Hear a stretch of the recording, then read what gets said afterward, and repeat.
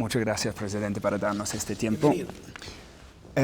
Presidente, usted le concedió asilo a Julian Assange, pero el Reino Unido se niega a darle un salvoconducto para salir de Londres. ¿Cuál cree usted que es la salida para esta crisis? Que le otorgue el salvoconducto. Creo que la respuesta es obvia. O, en su defecto, retrotraernos un poco en el tiempo y hacer lo que se pudo hacer desde un inicio, que fue lo que pidió el señor Assange, fue lo que pidió el Estado ecuatoriano y nos hubiera evitado todos estos problemas, que es garantizar la no extradición a un tercer país del ciudadano Julian Assange si éste tiene que ir a Suecia a responder en esta investigación por supuestos delitos.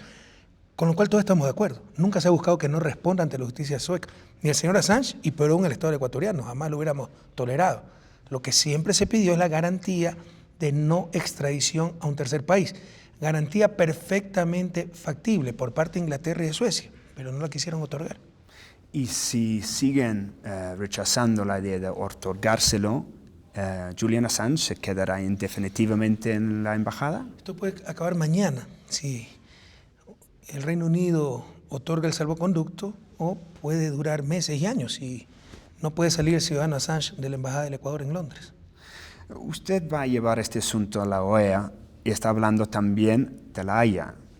¿No le parece contraproducente involucrar a tanta gente? ¿No sería mejor simplemente resolver este asunto como bilateral entre Ecuador y Gran Bretaña? Pero separemos dos cosas. Una cosa es el asilo al señor Assange, otra cosa fue la inaudita amenaza explícita por escrito, un día antes de otorgar el asilo, diciéndonos que de acuerdo a una ley nacional de 1987, el Reino Unido podía ingresar en nuestra embajada para arrestar al señor Assange. Es por esto que se ha reunido ALBA, UNASUR y se va a reunir la OEA, los cancilleres de la OEA, porque esto es algo sin precedentes. Crearía un antecedente nefasto para las relaciones diplomáticas y sedes diplomáticas a nivel mundial, atentaría contra el Convenio de Viena, la Carta de Naciones Unidas, los principios civilizatorios de los últimos siglos de la humanidad. Es por esto que se ha reunido ALBA, UNASUR y OEA, no nos confundamos, porque esto es inadmisible. Y el Reino Unido no se ha retractado de esta amenaza. Lo de la Haya y otras instancias judiciales que estamos explorando, sí, para ver si se puede obtener por esas vías el salvoconducto requerido. Con respecto a esta ley británica, ellos dicen que estaban simplemente expresando su punto de vista, de donde ellos podrían, bajo la ley británica, hacer este tipo de paso. No estaban amenazando a Ecuador. Y usted ha repetidamente dicho que es una especie de amenaza imperial. ¿Usted no está como utilizando este momento para como extender una imagen de Gran Bretaña como a punto de entrar con armas, etcétera? ¿Usted leyó la comunicación? Sí, lo leí. Sí. ¿Y no le parece que hay una amenaza ahí muy clara? Por favor, nos dicen, podríamos ingresar nosotros, cuando nos dé la gana, a apresar al señor Assange por nuestra ley 87. Pero depende cómo después el párrafo siguiente, depende cómo se resuelva esta situación. Bueno, creo que sabemos leer un poquito, Bill. Y en todo caso, creo que ha sido una torpeza enorme de la diplomacia británica, pero ni siquiera esperamos una disculpa. Al menos que se retracten de esa torpeza, y todavía no lo han hecho. Y usted decía hace un momento, esto no debe ser un problema Ecuador y Gran Bretaña. O sea, ahí usted ve la doble moral y el doble estándar y cómo hay países que se creen superiores a otros. Me parece que cuando hubo amenazas a la embajada del Reino Unido en Teherán, el año pasado creo, ¿verdad? Ahí intervino hasta el Consejo de Seguridad de Naciones Unidas. Cuando se invadió la embajada de Estados Unidos en la misma Teherán a finales de los años 70, ahí hubo 3 o 4 resoluciones del Consejo de Seguridad. O sea, cuando se trata de peligro para la embajada de ciertos países, así es un problema planetario, que tiene que intervenir hasta el Consejo de Seguridad de Naciones Unidas. Cuando se trata de embajada de un país como Ecuador, ahí sí es un problema bilateral. Yo creo que por lo menos ahí existe un doble estándar. Usted ha dicho que quiere una garantía que no le va a extraditar a Julian Assange, un tercer país, específicamente Estados Unidos. ¿Tiene usted alguna evidencia que están preparando cargos de espionaje contra él en Estados Unidos? Tenemos ciertas informaciones, pero que son difíciles de ser verificadas, incluso organismos independientes que tienen ciertos datos, Pero más allá de eso, en buena hora, pues si no hay nada, ¿cuál es el problema de dar la garantía? Mejor aún, me explico, ¿dónde está el problema? Pero de la misma forma, si no hay nada, ¿por qué necesitan ustedes esta garantía? Perfecto, entonces no gastemos tiempo discutiendo y den la garantía, pues, y nadie perdió nada. Porque Estados Unidos no se va a ofender, porque no ha preparado nada. ¿Y qué pierde Suecia e Inglaterra con aquello? Todos ganamos. Señor Assange llevó su caso a la Corte Suprema en Inglaterra y lo rechazaron su apelación. ¿Usted no confía en el sistema de justicia inglesa? No quiero juzgar el sistema de justicia inglés. Lo que sí, y con mucho respeto, quisiera resaltar que se pueden dar, primero, en cuanto a extradiciones, siempre los estados tienen un gran margen de discreción, se la puede otorgar o no. A tal punto que Pinochet no lo extraditaron, siendo pedido por España y siendo acusado de la muerte de decenas de ciudadanos europeos durante su dictadura. No lo extraditaron por motivos humanitarios. Entonces se puede evitar una extradición. En el caso de Julian Assange, estrictamente hablando, no se requiere la extradición para que sea interrogado. Ya hay antecedentes, perfectamente legal, hasta rutinario le diría, que se vaya a interrogar a la persona que se necesita al lugar donde reside. Nosotros hemos puesto a disposición la Embajada del Ecuador en Londres para que las autoridades suecas vayan a la embajada a interrogar al señor Assange y se resolvería el problema. ¿Por qué la insistencia entonces en extradición? No quiero juzgar el sistema de justicia británico, no lo conozco incluso, pero primero, el señor Assange puede ser interrogado, y eso no tiene que ver con el sistema de justicia británico, sino con el sueco, en la Embajada del Ecuador en Londres. Y segundo, se puede rechazar una extradición. Y tercero, si se otorga la extradición, se puede dar garantías, poner condiciones para que no se extradite ese ciudadano a un tercer país. ¿Usted entiende la posición de los británicos que dicen que estamos entre la espada y la pared? O sea, tenemos una obligación extraditarle y tenemos que arrestarle el momento que sale de esta embajada. Es que eso es lo que disputo. No necesariamente es una obligación. Hay un gran margen discrecional. Entonces, ¿por qué no estuvieron obligados a extraditar a Pinochet? ¿Me puede responder? Entonces, no es tan precisa esa información. Y en caso de extraditarlo a Inglaterra, sí puede poner condiciones de que no se lo extradite a un tercer país. Entonces, aquí sí ha habido, no es que no ha habido margen de acción, lo ha habido. No se los ha querido utilizar y esa es la pregunta que se hace el mundo. ¿Por qué se ha actuado con tanta inflexibilidad en este caso? Le insisto, se puede negar la extradición, se puede interrogar al señor Assange en la Embajada del Ecuador en Londres y si se lo extradita, se puede dar las garantías de que no será extraditado a un tercer país. Nada de esto se ha hecho. Usted dijo que las acusaciones de asalto sexual en contra del señor Assange ni estarían considerados delitos en América Latina. Sin embargo, sí son considerados delitos en Suecia. ¿Qué pasa con los derechos de estas dos mujeres para que su caso sea escuchado en una corte? Eso es irrelevante. Eso fue en respuesta a un periodista sueco. Él me preguntó mi opinión y por eso se la di. Pero eso no ha en absoluto influido en la decisión de asilo del señor Assange, que responde a otras consideraciones, que en verdad puede estar en riesgo su vida, que hay serias presunciones de persecución política y que no hubo la garantía de no ser extraditado a un tercer país en el caso de que hubiera ido a Suecia para responder ante estos supuestos delitos. Entonces, jamás ha sido la intención del señor Julian Assange y jamás el Estado ecuatoriano hubiera permitido esta intención, hubiera participado en esta intención, jamás ha sido la intención de no responder a la justicia sueca.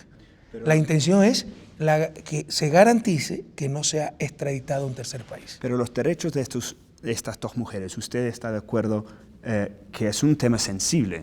Yo le ratifico que las acusaciones no son delito en América Latina y en el 90% de los países del mundo. Pero que vaya a responder el señor Assange, que responda y que se esclarezcan las cosas, con la garantía de no ser extraditado a un tercer país. Eso es todo. Cambiando un poco el enfoque, Teleamazonas fue clausurado por 3 días en 2010. Varias radios cerradas, demandas multimillonarias contra diarios y periodistas individuales, periodistas siendo regularmente atacados e insultados en vivo por usted mismo.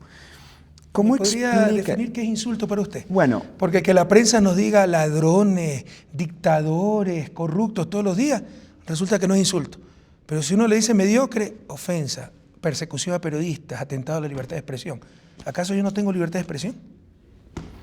Usted infórmese un poquito más, Bill, para que no repita las mentiras de ciertos periodistas. Pues la pregunta realmente es cómo explica que ahora usted está siendo calificado como un defensor de libertad de expresión cuando hay evidente intimidación de los medios en su país. Evidente. Bueno, ese es un juicio de valor que no se lo acepto porque no es verdad, es mentira.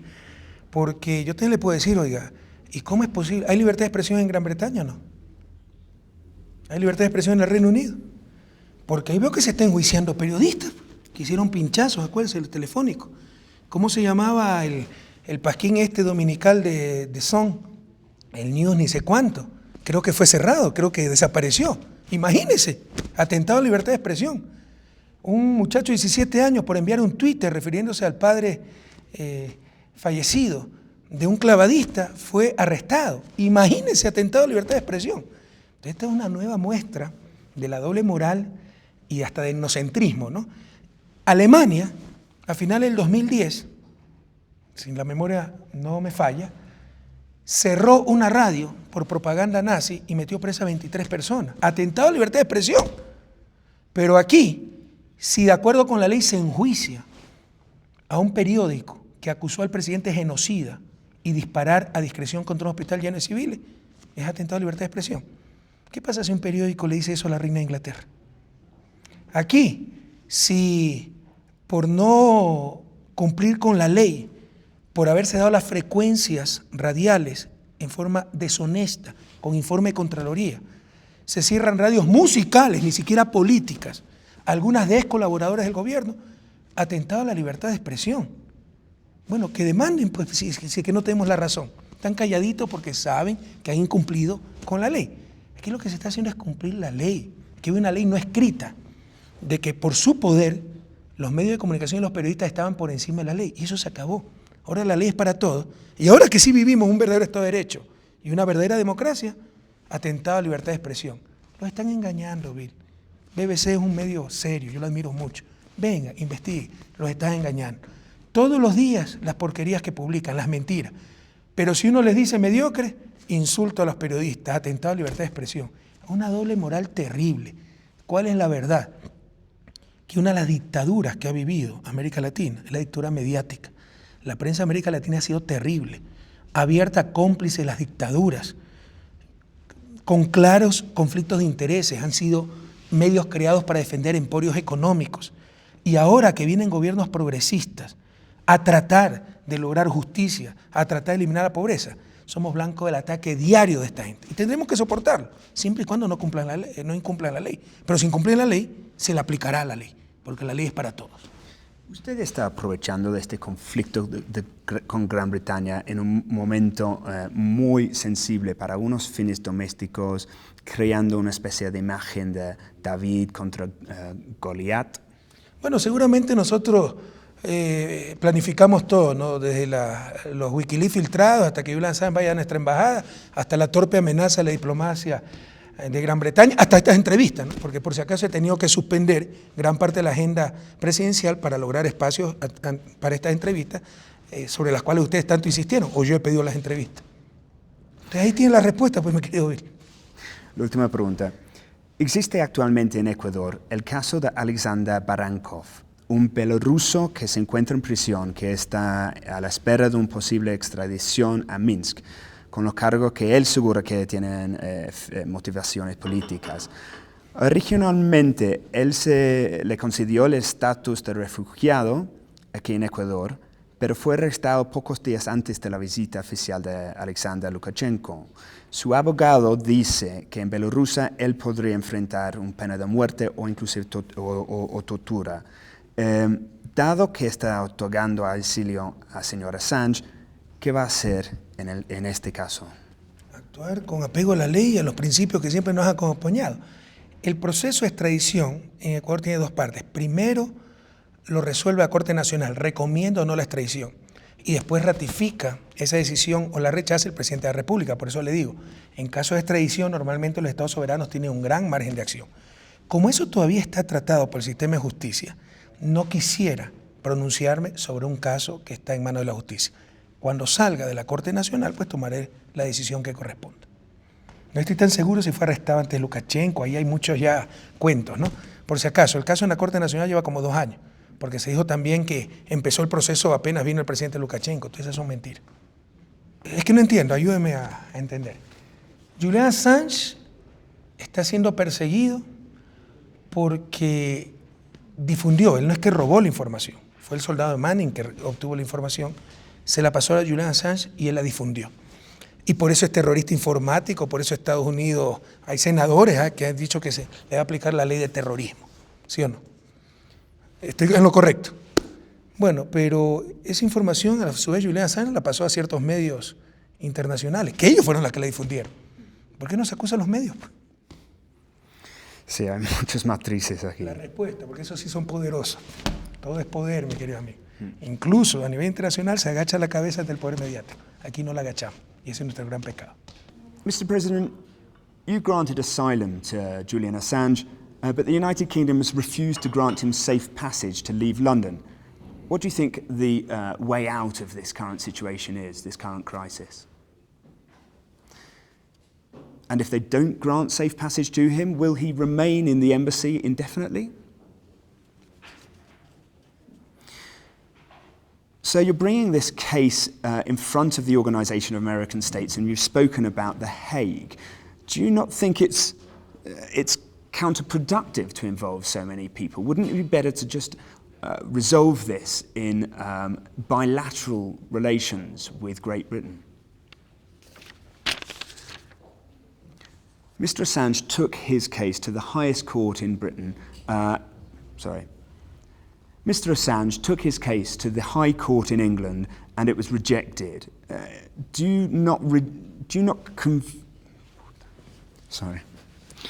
Okay, de nuevo. Mr. Assange took his case to the High Court in England, and it was rejected. Do you not trust British justice? Do you not trust the British justice system? So you've said that the accusations of sexual assault against Mr. Assange wouldn't even be considered crimes here in Latin America, but of course they are considered crimes in Sweden. What about the rights of those 2 women to have their case heard in court? Okay. You've said that you need a requirement, a guarantee that Mr. Assange wouldn't be extradited to a third country, specifically the United States. Do you have any evidence that they are preparing some kind of spying charges, espionage charges against him in the United States?